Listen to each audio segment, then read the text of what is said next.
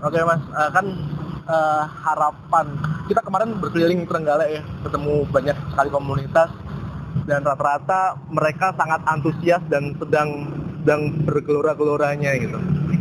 Saya membayangkan mereka mungkin saja merasa terjawab keinginan mereka, apa yang mereka lakukan tersupport. Sekaligus saya melihat kekhawatiran kalau misalnya pemimpinnya ini nggak berhasil nih, mereka akan sangat kecewa dan memandang bahwa oh kalau yang muda ya udahlah gitu kan, kita nyari yang seperti lalu-lalu aja. Gimana Mas Emil? Saya rasa sih nggak sesimpel itu ya. Sebenarnya satu kan stigmanya kalau memilih yang muda seperti saya tidak bisa menjalankan minimal sebaik yang sebelum saya, dan itu sesuatu yang bisa kita buktikan gitu ya, bahwa kita bisa mengelola pemerintahan dengan baik, menyediakan layanan publik dengan baik, dengan prima gitu. Nah, tapi masyarakat mengharapkan tentunya lebih, terutama generasi muda. Mereka mengharapkan pemimpin yang aspiratif, yang inovatif, yang bisa merubah wajah Trenggalek, dan saya rasa ya benar, mereka akan kecewa manakala kami hanya bisa menyamai, bukan melebihi atau memberi warna yang berbeda dari pemimpin-pemimpin terdahulu gitu. Jadi disitulah mungkin nggak berarti kemudian depannya saya nggak mau pilih yang muda, enggak, tapi ternyata ekspektasi saya harus saya sesuaikan bahwa memang cuma begini. Nah, yang bahaya bukan masalah keputusan politik dia nanti di pilkada berikutnya, tapi bahwa optimisme dia bahwa we can make a difference ternyata memang mungkin nggak bisa gitu. Dan itu yang bahaya, semangat mereka untuk bisa membangun Trenggalek kemudian pudar atau padam karena ternyata memang susah ya gitu. Ya ini saya udah milih pemimpin yang muda, ya dia bisa seperti pemerintahan dulu tapi tetap aja nggak bisa membawa perubahan gitu. Dan makanya memang kami punya tanggung jawab yang berat, membawa perubahan, membawa perbedaan, dan perubahan itu artinya harus lebih baik. Jadi yang dulu yang baik-baik pun nggak boleh berkurang, harus ditambah dengan hal baik baru. Nah ini kan bukan sesuatu yang sebenarnya simple, tapi kita coba semaksimal mungkin. Makanya ada 4 prinsip kepemimpinan. 1, cepat dan tanggap. Makanya kami buka media sosial, kita juga aktif di dan itu Mas Emil pegang sendiri ya? Ya sebagian besar saya pegang sendiri gitu ya. Walaupun dengan bantuan dari rekan-rekan, kemudian juga ada email trenggalekmembangun@gmail.com kita buat. Itu untuk menyerap aspirasi. Langsung saya bilang bikin trenggalekmembangun@gmail supaya orang tuh kan nggak mungkin di Twitter menyalurkan aspirasi full gitu ya, atau belak-belakan, tapi di email mereka berani lebih berbunga-bunga bahasanya, menceritakan segala sesuatu, dan saya dapat banyak masukan dari situ. Yang kedua adalah bersama dengan masyarakat, aspiratif. Nggak bisa lah pemerintah membangun everything untuk masyarakatnya seluruhnya. Masyarakat yang harus membangun dirinya sendiri, pemerintah memfasilitasi. Nah, fasilitasi nggak semuanya harus dengan anggaran pemerintah. Alun-alun ini adalah ruang publik, asal bisa diisi dengan kegiatan yang kreatif, ya kita fasilitasi gitu. Yang kadang-kadang kan, mau aku nutup jalan, nutup ini untuk kegiatan anak muda. Padahal sebenarnya itu adalah tonggak anak muda merasa punya sense of belonging, ekonomi rakyat kita menjelma, ya mohon maaf, dari sekedar pedagang kaki lima konvensional menjadi kaki lima kreatif. Kan kita sering sekarang lihat kan pedagang kaki lima kreatif. Ada food truck. Ya, food truck dan sebagainya yang rencana mau kita bawa ke sini. Option perekonomian kreatif yang baru. Kalau misalnya di open di sini. Yang ngebuat orang-orang Trenggalek yang selama ini mungkin tidak tertarik untuk belanja di Trenggalek, ya mau gitu belanja Trenggalek, bahkan menarik wisatawan untuk datang ke sini karena image Trenggalek kan berpengaruh gitu. UKM mana Trenggalek, Trenggalek apaan sih? Tapi kalau Trenggalek punya branding gitu ya sebagai sebuah kota yang kreatif, yang eksotik, yang nyeni, maka apapun produk gitu yang datang dari Trenggalek orang akan welcome. Ya akan tertarik, akan pengen tahu gitu. Jadi udah ada brand image yang muncul. Oh ini produk Jepang, oh ini produk Jogja, oh ini produk Bali mesti eksotik, Jogja mesti eksotik. Kalau produk Eropa pasti tahan kuat gitu. Iya, nah kita harus punya gitu. Kalau Trenggalek ini adalah tempat anak-anak kreatifnya yang bukan borjuis, tapi justru anak-anak yang kreatif tapi bersahaja.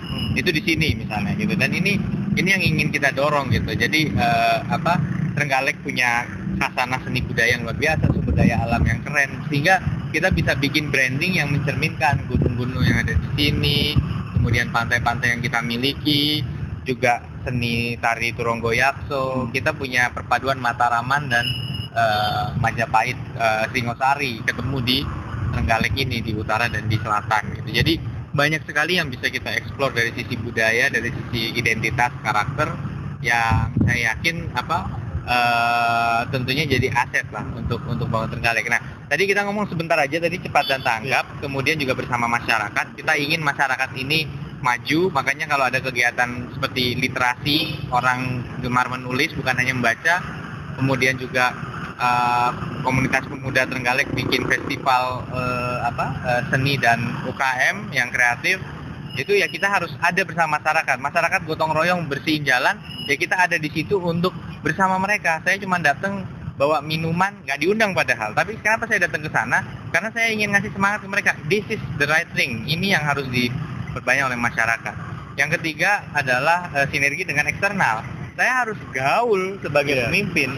Kalau saya tertutup, peluang nggak datang ke Trenggalek. Saya harus rajin mencari keluar sinergitas people to people, government to government yang bisa kita bangun, bahkan sampai ke mancanegara sekalipun gitu. Jadi kalau nggak punya sinergi, maka Trenggalek hanya akan nunggu apa yang datang, bukan menjemput peluang yang ada di luar gitu.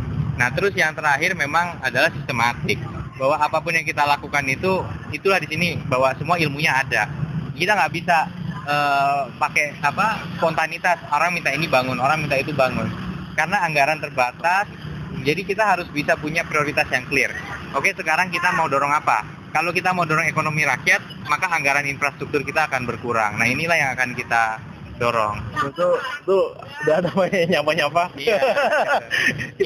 Ini di sini jadi pusat sekolah.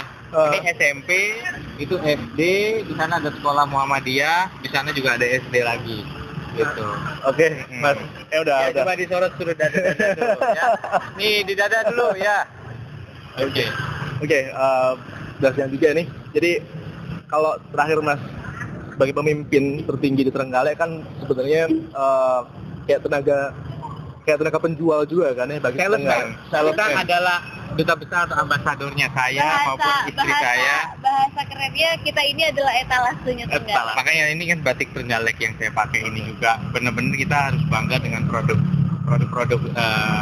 kita gitu. Tapi saya juga percaya kita di daerah ini bersinergi dengan daerah lain. Jadi bukan semua peluang harus diambil oleh Trenggalek.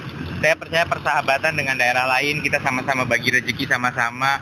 Kami dengan daerah tetangga seperti Tulungagung, Pacitan, itu bukan saling bersaing sikut-sikutan, tapi justru kita saling bersama-sama percaya bahwa dengan bergabung maka ekonomi kita akan lebih besar, peluang kita lebih banyak. Jadi kita promosi investasi, pariwisata bisa sama-sama. Gitu. Oke, kalau harus kalimat singkat aja untuk mengundang orang atau siapapun yang untuk datang ke Trenggalek, membangun Trenggalek, berinvest ke Trenggalek, nanti gantian Mas Emil dulu gimana Mas?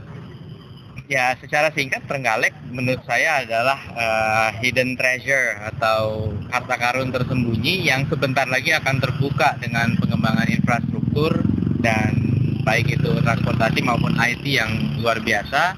Dan saya sebagai pemimpin baru di Trenggalek akan mendorong kreativitas warga Trenggalek. Bersama-sama kita akan bawa Trenggalek menjadi sebuah ekonomi yang unggul, kompetitif dan didasari kreativitas gitu. Dan kami yakin kami akan bisa mewarnai ekonomi di Indonesia baik dari sisi pariwisata, UMKM dan juga tentunya tetap memajukan sektor pertanian dan kelautan di Indonesia.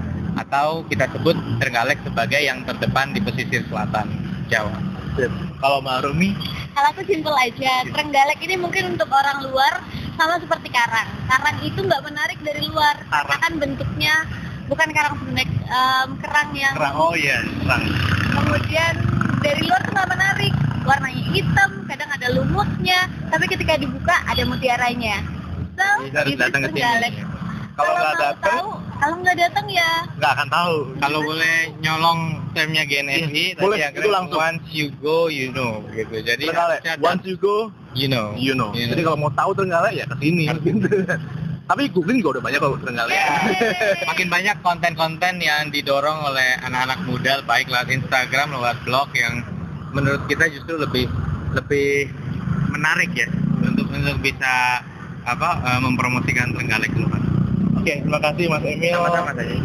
Mbak Rumi, senang sekali dapat kesempatan langsung berwawancara dengan Mas Emil, Mas Bupati, dan Mbak Rumi, Mbak Bupati. Bisa bahasa Jawa nggak, Mbak? Saged. Sedikit ya. Sedikit. Oke, baik. Oke, kawan MI dan sahabat Good News from Indonesia dari Trenggalek bersama Mas Emil dan Mbak Rumi, kami dari Trenggalek mengabarkan untuk Indonesia. Sampai jumpa di wawancara selanjutnya.